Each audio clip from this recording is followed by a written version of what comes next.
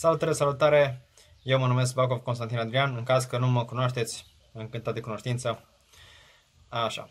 Încep videoul prin a vă spune că s-ar putea să auziți și câteva bormașini pe aici prin zonă și este startul perfect al videoului prin a vă transmite că videourile astea nu sunt despre a fi videouri perfect editate, cu artificii și cu perfect edit care să vă atragă doar că arată frumos. Da? Eu sunt un om simplu și nu-mi place să vorbesc mult și degeaba, așa că videourile astea o să fie relativ scurte, la obiect și bazat pe ideile principale. Da, n-am chef să o lungesc degeaba pentru că n-are rost. Din nou, videourile nu o să fie perfecte, dacă o să mă bâlbâi, o să mă bâlbâi, asta este, suntem oameni reali, dacă o să fac greșeli gramaticale, asta este, se mai întâmplă, dar ideea este să transmit câteva idei importante despre cum am hotărât eu să slăbesc în perioada asta și să-mi pun sănătatea la punct. Bun, eu de lungul anilor, în ultimii 10 ani, am făcut o grămadă de greșeli. Și am zis că s-ar putea ca din greșelile astea să învățați și voi câte ceva. Da? Și în ultimii 10 ani tot am urcat și am scăzut în greutate și am slăbit de o grămadă de ori aproape în fiecare an. Am început din 2011, 2012, 2013, 2014 și în 2015 am slăbit, parcă da, și în 2015, în 2016, în 2017 iarăși am slăbit pentru un shooting, în 2018 m-am hotărât că vreau să-mi iau o pauză și că anul ăsta chiar nu mai am chef să mai slăbesc, în 2019 iarăși am slăbit și acum este anul 2020 care aparent iarăși o să trebuiască să slăbesc. Bun. De ce naiba s-a întâmplat toată chestia? Apropo, aici am un laptop pe care mi-am scris câteva idei care nu vreau să le uit, care vreau să le menționez. Am o structură, după cum am zis. De ce s-a întâmplat chestiile astea? Cel mai probabil pentru că eu, atunci când slăbesc, mi este relativ ușor. Am așa cam un buton care dacă l-apăs, pur și simplu devin disciplinat, mi este ușor. Atunci când slăbesc, știu că nu mănânc junk food, nu mănânc prostii și trebuie să fiu disciplinat ca să slăbesc. Mi este relativ simplu. Dar când vreau să pun pe mine, se schimbă puțin placa. Devin puțin confortabil, iar o masă cu junk food se transformă în 2, în 3, în 4 și apoi ajung în zona aia de confort în care este da, las că mănânc și asta, că oricum vreau să pun pe mine, iar mănânc și asta, că iar vreau să pun pe mine și apoi pun mai multă grăsime decât vreau să pun pe mine și ajung într-un punct, nu-mi place că am pus multă grăsime, trebuie să cobor. Puteam să mai continui în perioadele alea? Da, puteam să mai urc câteva kilograme, 3, 4, 5 kg, chiar așa și cu grăsime și cu masă musculară, dar m-am agitat, m-am stresat un pic și m-am hotărât să cobor. Bun, dar obiectivul meu este să ajung la un stil de viață sănătos și echilibrat. Da, adică să mănânc sănătos poate 80%, dar să mănânc și echilibrat pentru că sunt în viața reală și trebuie să și guști din mâncăruri. Nu știu, dacă mergi într-o vacanță, să poți să mănânci și din mâncărurile locale, să guști.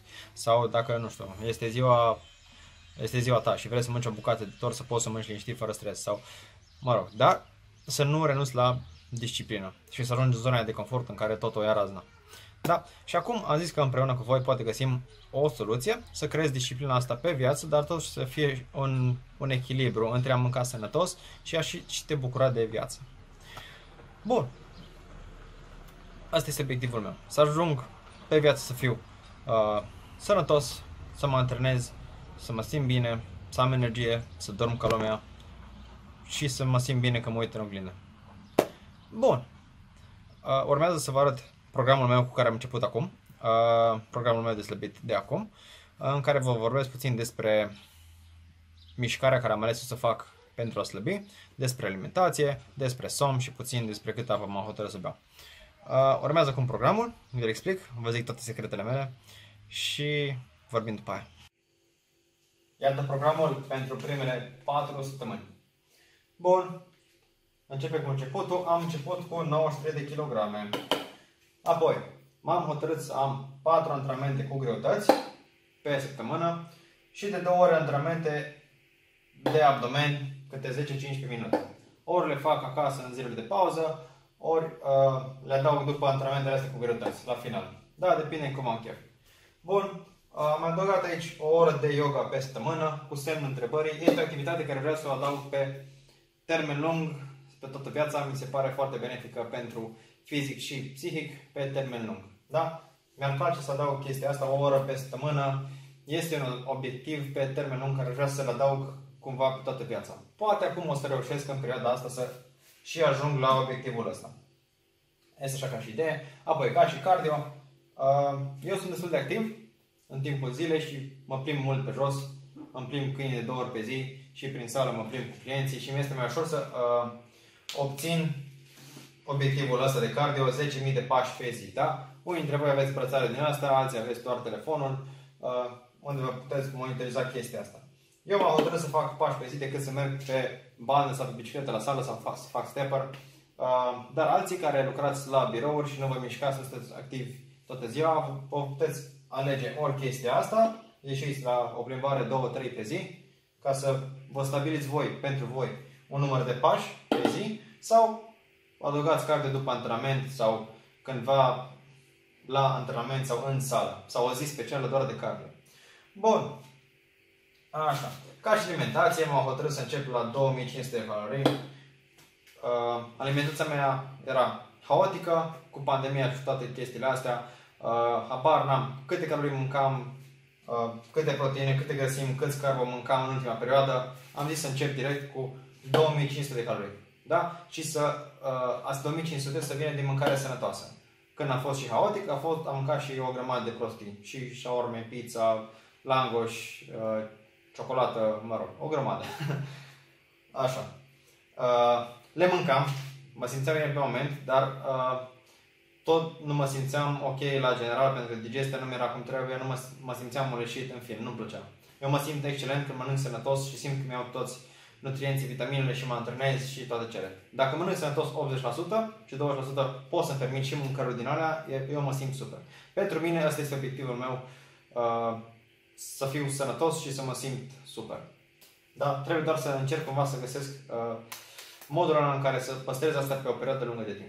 Așa, bun. Am început cu 2500 de calorii, proteine 186, am făcut 2 ori 93. La grăsime, ăsta este minimul care vreau să-l am, 65 de grame pe zi. Am făcut 0,7 ori 93 și carbo restul. Da? Numerele astea sunt niște numere, dacă merg un pic în sus sau în jos la proteine e ok, la grăsimi nu vreau să cobor mai jos de 65, dacă mai urc este ok, la carbo iarăși este ok.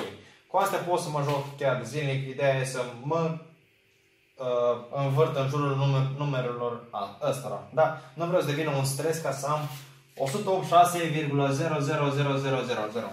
Da? Și dacă o să am 187 într-o zi, nu e sfârșitul lumii, încep să mă stresez. Da? Relax. Am fost și acolo și în punctul ăla, deci, în fine. Aia este altă poveste. Apoi, la somn. Obiectivul meu este să am poate 8-9 ore de somn pe noapte, ar fi ideal. Pentru că mă recuperez ca lumea și funcționează super toți hormonii mei și totul merge ca uns. Da? Dar eu lucrez destul de dimineață și mi-este destul de greu să mă culc de vreme. Când am oportunitatea, reușesc să mă culc mai devreme și să-mi obțin cele 8 ore de somn. Alteori mă încadrez între 6 și 8 ore de somn pe noapte. Da, nu este ideal, dar asta este să mai și întâmplă. Mai avem și perioade din asta în viață. Bun. Apoi, la apă, să mai dau câte o oră, jumătate de oră, poate o oră de somn după masă dacă apuc. Dacă am șansă.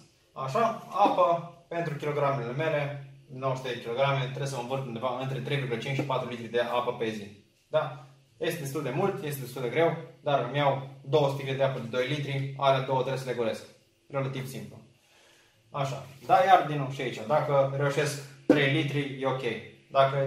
Dar încerc să mă apropii de 3,5-4 litri pe zi. Da? Este un plan simplu. Dacă fac chestiile astea, cel mai probabil să ajung acolo unde trebuie. Da? Dar este foarte important, efectiv, să fac astea și să mă focusez pe mâncare sănătoasă. Bun. Cam asta este planul. Bun. Acum că mi-ați văzut toate secretele. Așa. Ați văzut. Este relativ simplu. Niște mișcare, niște mâncare sănătoasă, somn, apă, basic. Foarte, foarte simplu. Îți pui asta la punct, o să slăbești. Bun, acum o să continui cu alt video, cu punctul meu de start de acum, da? Poate mulți dintre voi să ziceți, da, nu ești gras, că arăți foarte bine, arăți sănătos și că nu mai trebuie să mai slăbești, că mie mi-ar place să arăt așa ca și tine. Da, poate este adevărat. Dar eu am un anumit obiectiv pentru mine, poate unii vor să slăbească 10, 15, 20, 40 de kg, dar fiecare decide pentru el ce își dorește. Da? Și fiecare este la un anumit nivel în viața lui, are un anumit obiectiv pentru el, pentru aspectul lui fizic, pentru sănătatea lui, pentru cum vrea să se simtă. Da? Deci să nu judecăm chestia asta, sau judecați-o, e ok, cum vreți voi. Da, urmează să vă arăt punctul în care am pornit și apoi o să urmeze următorul video în zilele următoare despre prima săptămână, cum a decurs, ce s-a întâmplat, cum au fost antrenamentele, cum abordez eu toată treaba asta cu alimentația, cu mișcarea și cum o percep eu și cum o abordez și cum o să fie structurat. Bine? Hai să vedem acum cum arăt și ne vedem în video următor. Bye bye!